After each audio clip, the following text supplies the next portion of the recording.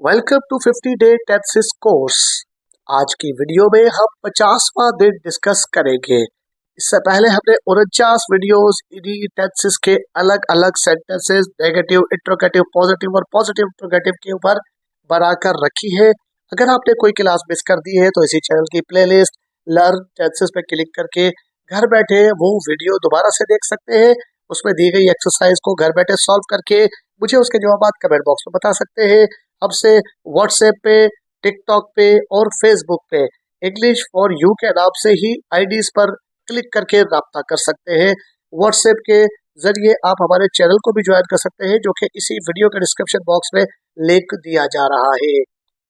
आज की वीडियो में हम रिवीजन करेंगे टेंसेस का, क्योंकि हमने 49 दिनों के अंदर बहुत सारे टेंसेस के अलग अलग जुमले स्ट्रक्चर सीखे हैं।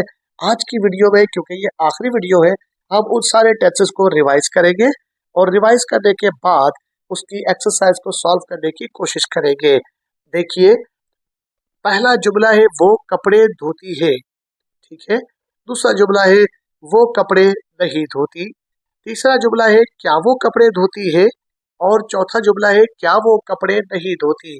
अगर आप नोट करें तो ये सारे जुमले वो है जो हम डेली की गुफ्तगू में इस्तेमाल करते हैं। लिहाजा जो हम आम जुमले अपनी गुफ्तगू में इस्तेमाल करते हैं दोस्तों, उन्हें हम प्रेजेंट के जुमले कहते हैं। और जिसमें ता, ती, ते का जिक्र आता है वो सारे जुमले प्रेजेंट इंडेफिनिट टेंस के जुमले होते हैं। इसमें पहला जुमला पॉजिटिव है, दूसरा जुमला नेगेटिव है, तीसरा जुमला इंट्रोगेटिव है और चौथा जुमला इंट्रोगेटिव नेगेटिव जुमला है। तो इन जुमलों की इंग्लिश ट्रांसलेशन आप कैसे करते हैं जरा देखिए। जुमला है वो कपड़े धोती है, शी वॉशेस द क्लोथ्स। यहाँ पर शी सब्जेक्ट है, वॉश के साथ हमने ES लगाकर वॉशेस क्यों किया है, क्योंकि शी ऐसा सब्जेक्ट है जो थर्ड पर्सन सिंगुलर है। और हम टेंसेस के अंदर अगर जुमले बनाते हैं और जुमला प्रेजेंट इंडेफिनिट टेंस का होता है और उसका वर्ब SES और IES पे खत्म होने वाला होता है, तो हम उसके साथ SES और IES जरूर लगाते हैं। तो ये ऐसा वर्ब है जो SH पे खत्म हो रहा है और इसके साथ ES लगेगा, लिहाजा हमने इसमें शी वॉशेस कर दिया है। द क्लोथ इस जुमले में ऑब्जेक्ट है। देखिए, इसका फार्मूला भी हम दोबारा से रिवाइज कर लेते हैं। जुमले में पहले सब्जेक्ट आता है, फिर वर्ब आता है। अगर हमारा सब्जेक्ट थर्ड पर्सन सिंगुलर हो, जैसा कि इसमें शी दिया गया है, तो वर्ब के साथ SES और IES लगाया जाता है, आखिर में ऑब्जेक्ट आता है। यही चीज इस जुमले के अंदर समझाई गई है। एक जुमले की ट्रांसलेशन आपको बता दी गई है, वो कपड़े धोती है। इस जुमले के अंदर नेगेटिव, इंट्रोगेटिव और इंट्रोगेटिव नेगेटिव कैसे बनते हैं, ये आप घर बैठ के जरूर प्रैक्टिस कीजिएगा। अगला जुमला देखते हैं। उसने किताब लिखी, उसने किताब नहीं लिखी।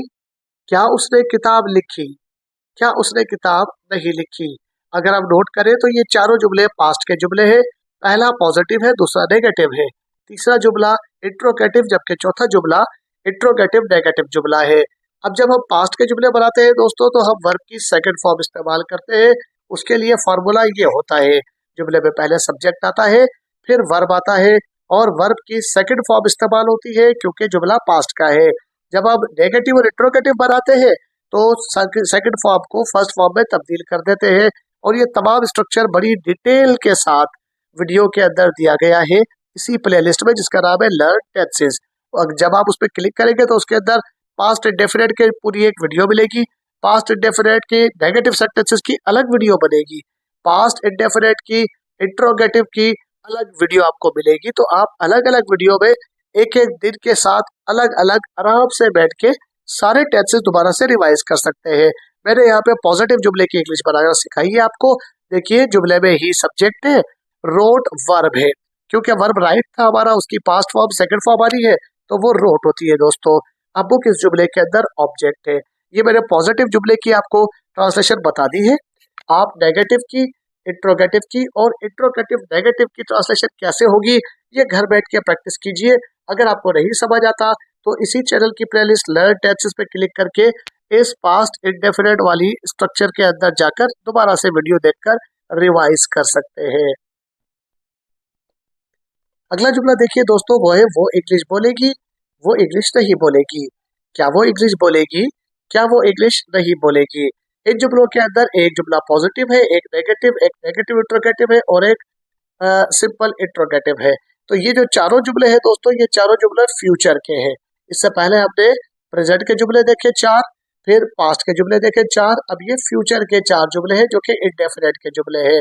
इस जुमलों की इंग्लिश जो पॉजिटिव जुमला है ऊपर वो इंग्लिश बोलेगी, ऐसे बनेगी शी विल स्पीक इंग्लिश। अब ये कैसे बनती है देखिए जरा, स्ट्रक्चर समझिए। जुमले में सबसे पहले हम सब्जेक्ट रखते हैं, लिहाजा शी हमारा सब्जेक्ट है। फिर हम हेल्पिंग वर्ब रखते हैं विल या शल, तो आई और वी के साथ हम शल लगाते हैं, बाकियों के साथ हम विल लगाते हैं। लेकिन चूंकि यहाँ पर हमारा सब्जेक्ट शी है, लिहाजा हमने विल लगा दिया है। वर्ब आएगा फर्स्ट फॉर्म के अंदर, तो हमने स्पीक वर्ब के तौर पे लगा दिया है। इंग्लिश इस जुमले के अंदर ऑब्जेक्ट है, तो दोस्तों वो इंग्लिश बोलेगी शी विल स्पीक इंग्लिश। ये तो है इसके सादा जुमले की ट्रांसलेशन। जो इसके बकाया जुमले हैं वो आप घर बैठ के इंग्लिश बना के देखिए कि उनकी ट्रांसलेशन कैसे होगी, कैसे बन सकती है।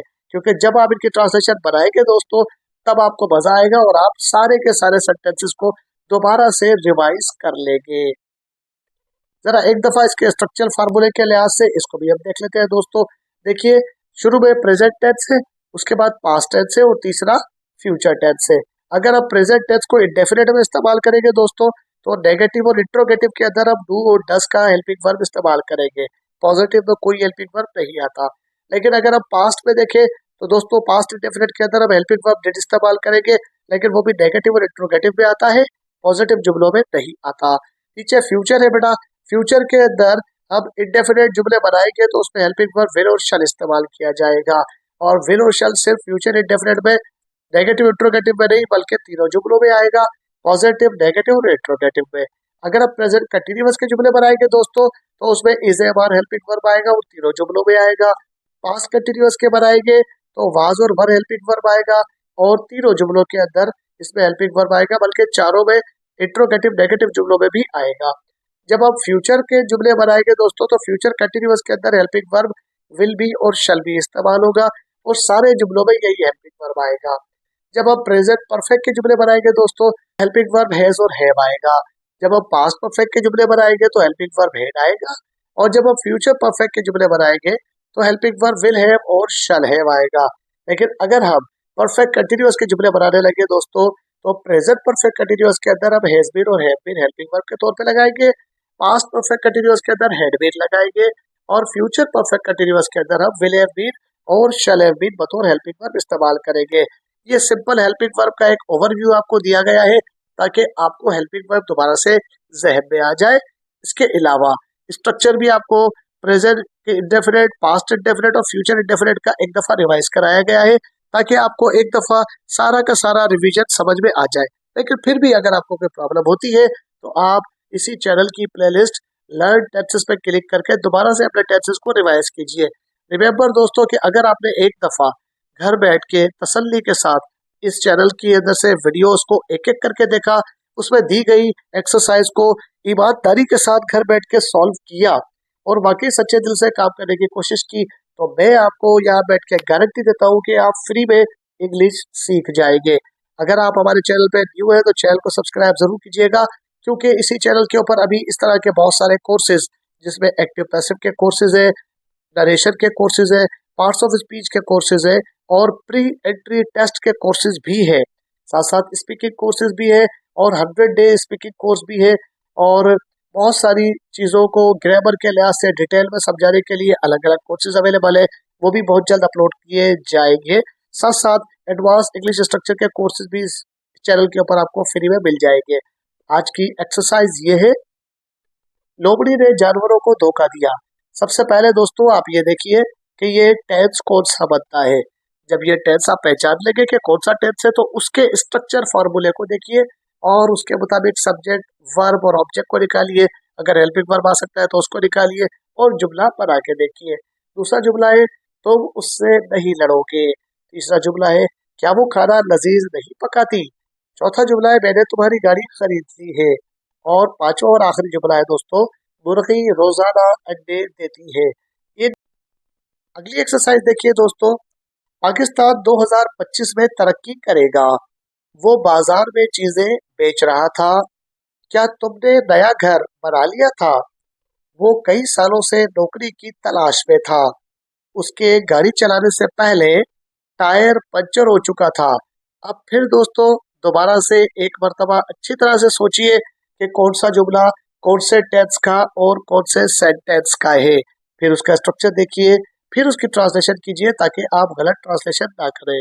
जुमलों को अच्छी तरह से पहले समझिए कि ये टेंसेस कौन से हैं, फिर समझिए कि इनका स्ट्रक्चरल फार्मूला क्या है, फिर देखिए इसके अंदर कौन सा हेल्पिंग वर्ब लगेगा, अगर पॉजिटिव है तो लगेगा या नहीं लगेगा, अगर नेगेटिव है तो कैसे बनेगा, अगर इंट्रोगेटिव नेगेटिव है तो कैसे बनेगा। तो जब तक आप हमारे इस 50 डे टेंसेस कोर्स के सारे टेंसेस को नहीं देख पाएंगे, आप दोस्तों इन जुमलों की ट्रांसलेशन नहीं कर सकेंगे। तो आपको फिर एक दफा रेफर किया जाता है कि आप एक दफा फिर प्लेलिस्ट पर क्लिक करके लर्न टेंसेस पर क्लिक करके एक एक वीडियो को डे 1 से शुरू करें और अच्छी तरह से सीखें ताकि आपको तमाम की तमाम चीजें मुकम्मल तरह से समझ में आ जाए। अगर आप हमारे चैनल पे न्यू हो तो चैनल को सब्सक्राइब जरूर कर दीजिएगा, वीडियो को लाइक करके दोस्तों में शेयर कर दीजिएगा। अपना और अपने चैनल का ख्याल रखिए। मिलते हैं अगली वीडियो में। टिल देन अल्लाह हाफिज।